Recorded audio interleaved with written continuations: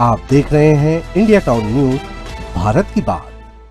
गरियाबंद जिले का साहिबबिन कछार गांव एक वक्त था जब इस गांव का नाम सुनते ही लोगों के चेहरों पर खामोशी छा जाती थी और दिलों में डर घर कर जाता था। घने जंगलों के बीच बसा यह गांव सिर्फ एक गांव नहीं बल्कि नक्सलियों के लाल आतंक की पहचान बन चुका है। जी हाँ, यहाँ हर आहट में खतरे की आशंका होती थी और हर रास्ता अनजाने डर की कहानी कहता था। दशकों तब साहिबबिन कछार पर नक्सलियों का ऐसा साया रहा कि यह इलाका माना देश के एक नक्शे पर ही होते हुए प्रशासन की पहुंच से दूर हो गया था। हालात इतने भयावह थे कि न तो कोई अधिकारी यहां आने की हिम्मत जुटा पाता था और न ही कोई जनप्रतिनिधि इस गांव की ओर रुख करता था। नमस्कार, आप देख रहे हैं इंडिया टाउन न्यूज और मैं हूं आपके साथ हर्षिता। आज हम आपको बताने जा रहे हैं कैसे ये नक्सलियों का गढ़ माने जाने वाला गांव पहली बार कैसे मुख्य धारा की ओर बढ़ रहा है।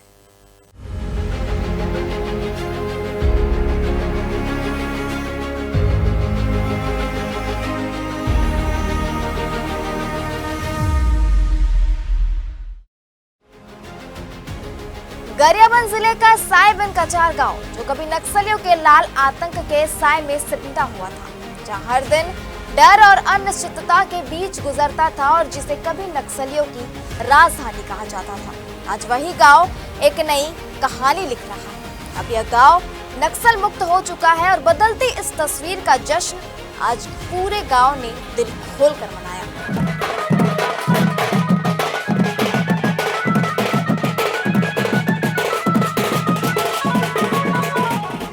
मौका था जिला स्तरीय जन समस्या निवारण शिविर का, लेकिन माहौल किसी सरकारी कार्यक्रम का नहीं बल्कि किसी बड़े त्योहार जैसा नजर आ रहा था। गांव के ग्रामीणों ने ढोल नगाड़ों और गाजे बाजे के साथ जिले के कलेक्टर, एसपी, जिला पंचायत सीईओ सहित तमाम प्रशासनिक अधिकारियों का आत्मीय स्वागत किया।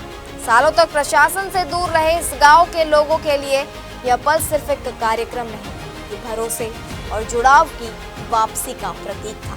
आपको बता दें कि करीब 46 साल पहले तत्कालीन कलेक्टर स्वर्गीय अजीत जोगी इस गांव पहुंचे थे, लेकिन उसके बाद से यह इलाका ऐसा बन गया था जहां आने से प्रशासनिक अधिकारी भी कतराते थे। डर और सुरक्षा के माहौल ने इस गांव को जैसे बाकी दुनिया से अलग थलग कर दिया था। करीब 4 दशक बाद आज पहली बार कोई कलेक्टर साहिबबिन कछार पहुंचा और इस ऐतिहासिक मौके पर गाँव में जिला स्तरीय जन समस्या निवारण शिविर का आयोजन किया गया।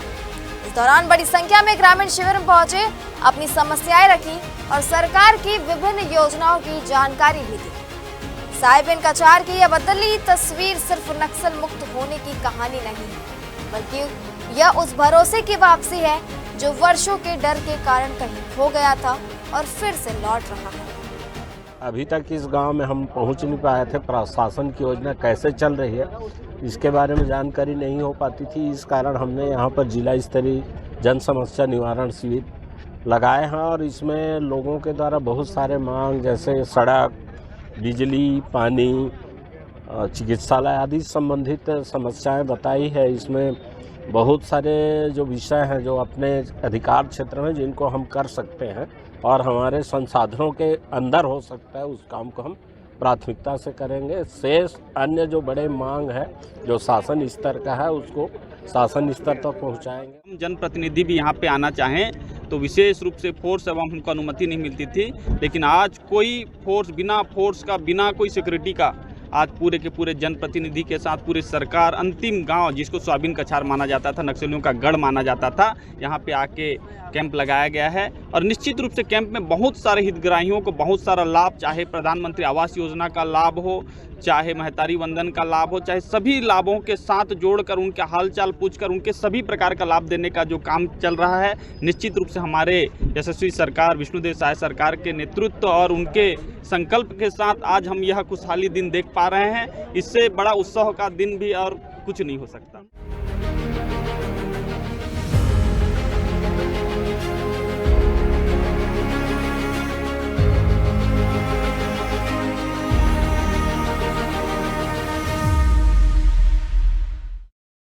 ये तस्वीरें जरा अलग हैं क्योंकि यहाँ बज रहे ढोल नगाड़े किसी मंत्री, नेता या सांसद के स्वागत के लिए नहीं है, बल्कि उन प्रशासनिक अधिकारियों के लिए है जिनका इंतजार इस गांव ने दशकों तक किया है।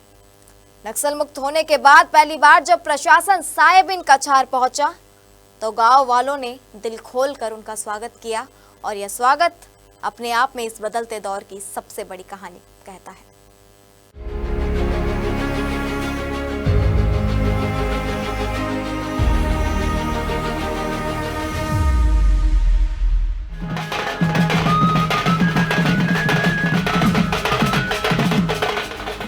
ढोल की थाप, गाजे बाजे की गूंज और चेहरों पर खुशी की चमक। साय बिन कछार गांव में आज का दिन किसी त्योहार से कम नहीं था।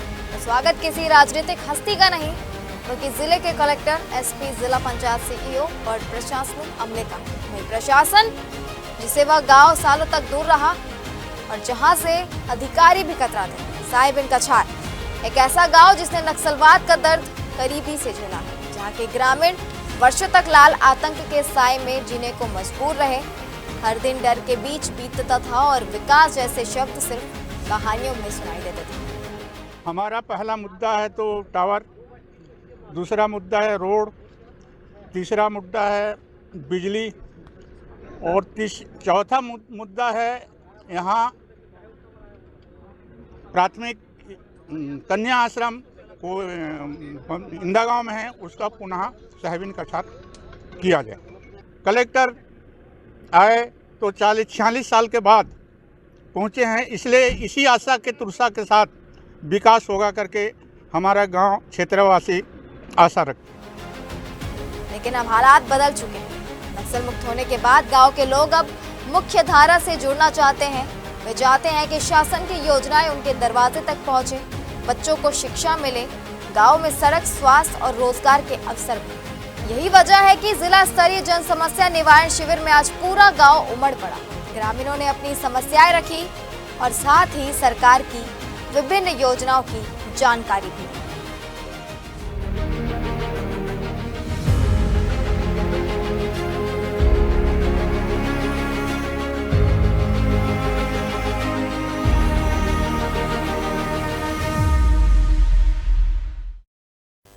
साय बिन कछार की बदली हुई यह तस्वीर सिर्फ एक गांव की नहीं है, बल्कि उस बदलाव की है जहां डर की जगह अब विश्वास ने ले ली है।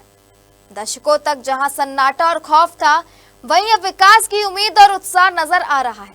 नक्सल मुक्त होने के बाद गांव और प्रशासन के बीच बढ़ती ये नजदीकी इस बात का संकेत है कि अब साय बिन कछार भी मुख्यधारा से जुड़ने को तैयार है।